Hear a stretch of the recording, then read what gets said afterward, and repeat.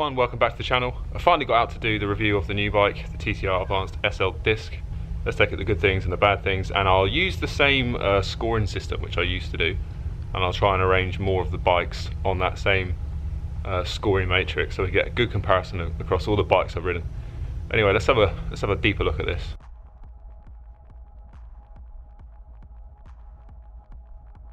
So it's a TCR Adv SL Disc, obviously with the ISP. I've got videos on how I cut the ISP. It's the 2020 colours, really nice kind of flip chameleon paint job. The wheels are built myself, they're light bicycle rims on DT and Tune Hub. So I'm not going to talk about the parts on this bike too much, I'm going to talk about the frame because this is a frame review. Anyway, let's get into it. So the biggest blockers for most people when considering a disc road bike is the extra weight. Now, the reason why I went for the TCR over maybe more aero frames is it keeps the weight really low, even with the disc brakes and these deep wheels. So this bike incredibly weighs in at 7.7 kilos. Now, considering I've got 65mm deep rims, 28 spokes in the back wheel, cheapo, giant aluminium stem. These are FSA Omega bars. They're like 25 pounds and they weigh quite a lot. They're very stiff. Yeah, it's not a weight weenie build this, but considering the wheels and the size, it's an XL. 7.7 is pretty good. I'm not really fussed about it. I'm a big guy, 89 kilos, so 7.7 it's not a massive proportion of that. So weight, I score it pretty highly for disc road bikes, and you see in the Pro Tour, the TCR frame's really light to begin with, and a lot of the CCC team with the new Cadex wheels, they actually have to add quite a lot of lead weights to the frame. Next thing on the matrix, aerodynamics. Well, it's not live, this is not an aero frame. It does have aero cues. It's got a slender aerofoil shaped seat post, seat mast, or ISP, however you call it. The down tube is about as an aerodynamic as a house. It's just a square. It's very stiff, but it's not aero.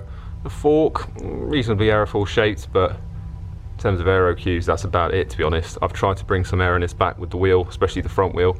It matches really well with the tyre profile, so that's very important. Actually, if I had to build this set with wheels again, I'd put the deeper rim on the front, because arguably the front wheel is more important for aerodynamics.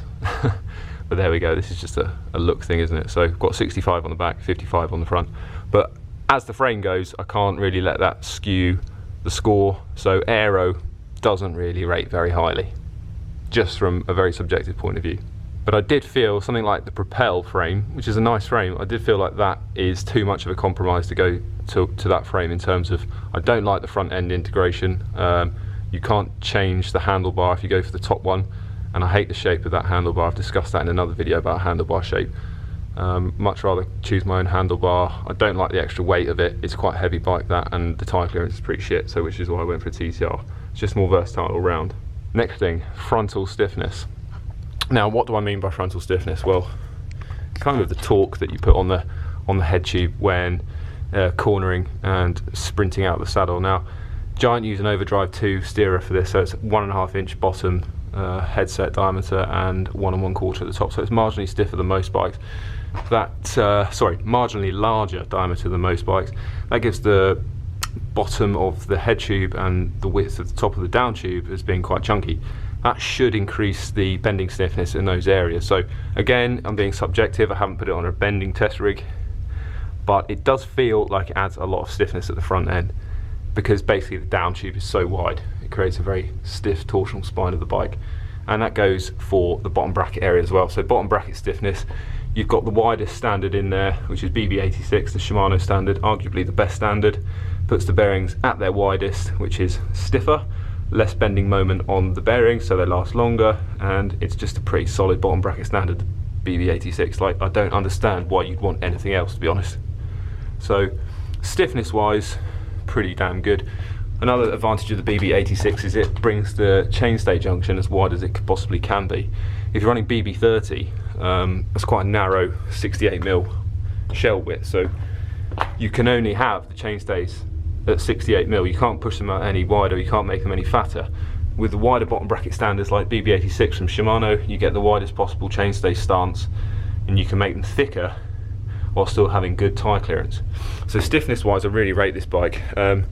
Compared to my other TCR, which is the rim brake version in the Advanced Pro, so that doesn't have the ISP, that has slightly lower grade of carbon, so it's lower modulus carbon. Can I feel the difference in stiffness? I'll be honest, I can't. The only place I can feel the difference in stiffness is there's slightly less compliance in the rear end. With the ISP, it does feel a bit stiffer.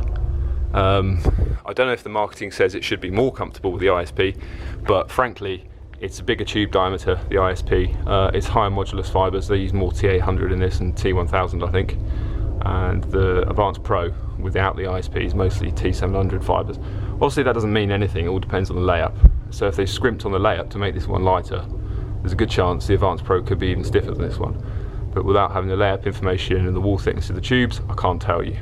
But I'm just going by feel. So stiffness wise, frontal, really good, bottom bracket, really good.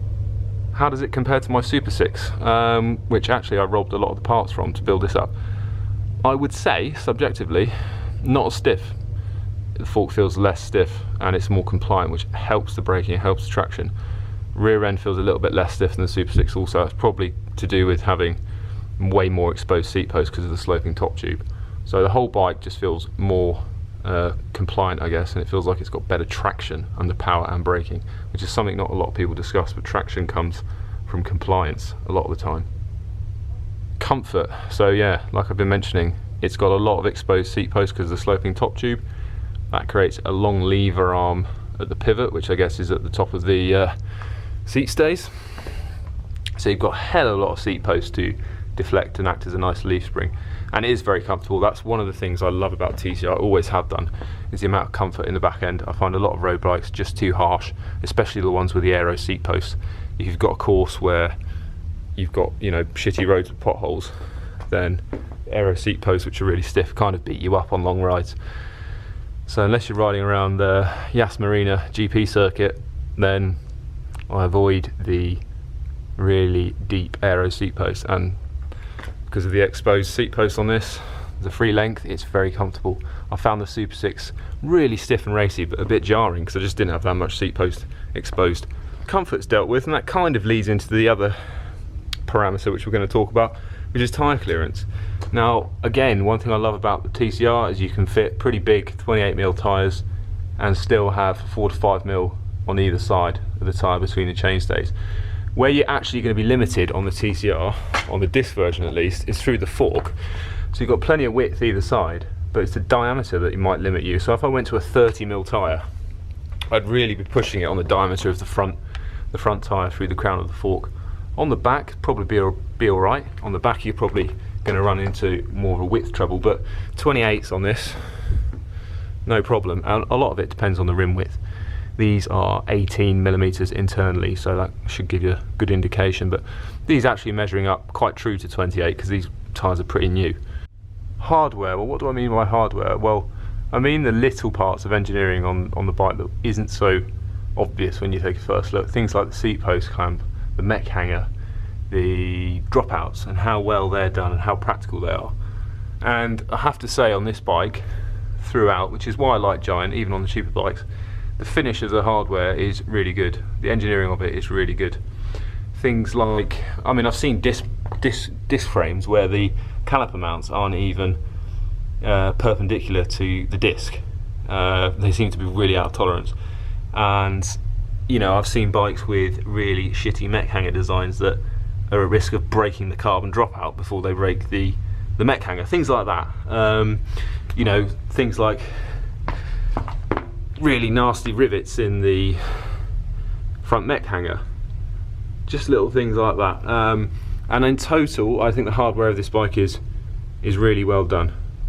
Now, I have changed the through axles to DT Swiss through axles because they're not very expensive and they're a lot lighter. The standard Giant ones that come are kind of normal across the whole range of Giants, and they're very cheap.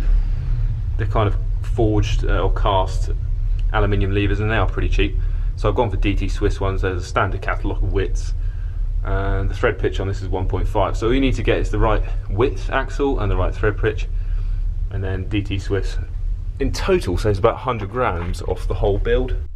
Another neat little feature about the hardware is you get a choice when you buy the frameset only version of what type of expander bung you get to use inside the fork. There's a very lightweight bondable version which you can bond into the fork, and they supply you with some epoxy to do that, or you can use the traditional kind of 3-piece expander and a normal top cap. I've gone for that just because I'm still getting the height of the fork right before I cut it all the way. The other slight issue I've got on the hardware front is this seat clamp.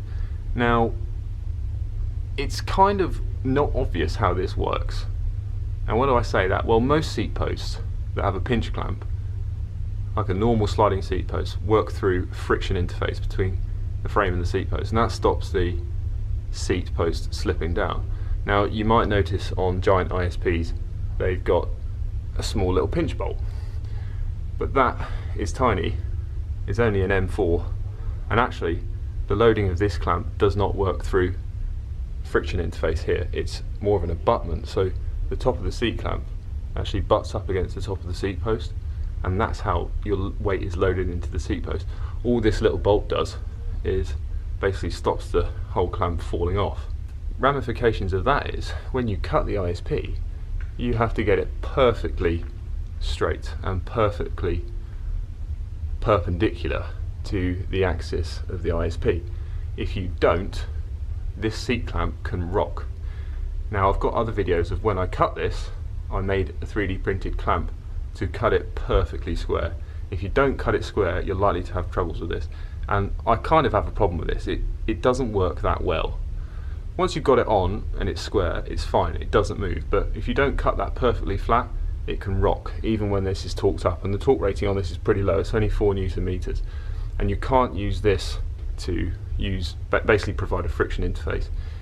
Now, the other thing is, when you undo this clamp, it's just a bit of a loose fit, and I think they could have worked on the tolerance of this whole sliding collar. Basically, it's just a loose fit, and you actually have to do it. You do have to do it all the way up to 4 Newton meters and almost more to stop the thing rocking left and right. So that could do with a bit of work. They might have sorted that out for the next one. But apart from that, that's the only thing I've got to say that's bad about the hardware. Let's get on to braking. Now, you might think this is as simple as just saying, oh, well, this has got disc brakes or this has got rim brakes, and that's about as far as most reviewers go. But actually, there's a lot more to braking than just having rim brakes or disc brakes. The hydraulic caliper actually on this bike is probably just the tip of the iceberg. There's so much more to braking dynamics than just what type of caliper you got. It's everything. It's the compliance of the fork, it's the stiffness of the down tube, and it really does make a big difference to the braking performance of the whole bike. Even a rim brake bike with a very well designed layup and compliance kind of mix can have a great braking feel, or you can have the biggest disc and most powerful caliper in the world, but if you fuck up the layup of the fork and you don't think about compliance, it'll be an absolute nightmare to ride.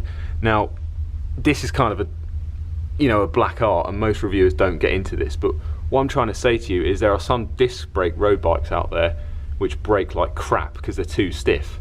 Now, if you think about having a very powerful rotor on a bike with no suspension at all, then you're going to be more susceptible to locking up the brakes through high dynamic accelerations. Now, I won't go into the dynamics too much, but you need some level of compliance for the disc brake to work well, because it's so powerful compared to a rim brake. It can overwhelm the bike, and it can be quite grabby, and you can lock the bike up more easily. Now, having a certain level of compliance in the bike adds to the feel of modulation. Now, modulation comes from a number of things, but it rarely actually comes from the caliper itself. It comes from the frontal flex in the fork, it comes from the torsional stiffness of the wheel, how much the wheel can torsionally twist when you apply the brake, because you put a torque in the middle and you're basically fixing it at the outside. So if you've got a very stiff front wheel and a very stiff fork, your front brake's going to be, it'll feel like it can lock up easily. If you think on the other end of the spectrum, like a downhill mountain bike, you've got a massive 210mm rotor or whatever, and a big powerful disc brake.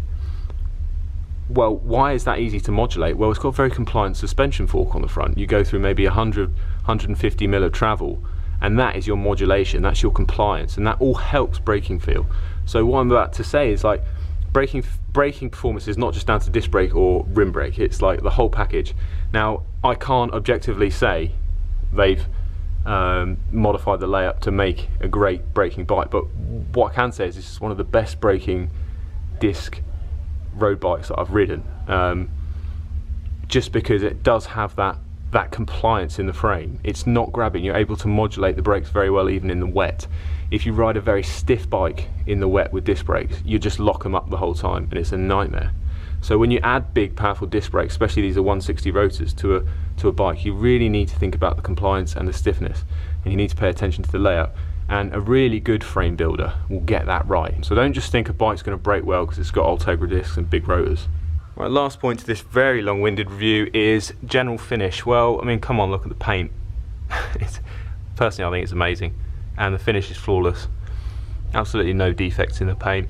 Little bits of finishing kit like cable guides and the routing of the cables. The routing of the internal cables is okay, it's not amazing. You still need a bit of fishing around. Di2 would probably be easier. So there you go everyone, that's been my review of the 2020 TCR Adv SL Disc. It's an absolute weapon. It's a beast to ride. It's light for a disc bike. It's comfortable, very comfortable, and it brakes like a dream. Actually, the braking performance is one of the best things about this bike. And it's not just because it has disc brakes. So guys, if you like this type of thing, please do drop a like down below, subscribe, come back for more. Check out the scoring matrix against all the other bikes. You got a bike you want to send me to ride, I'll happily do that. Cheers, see you next time.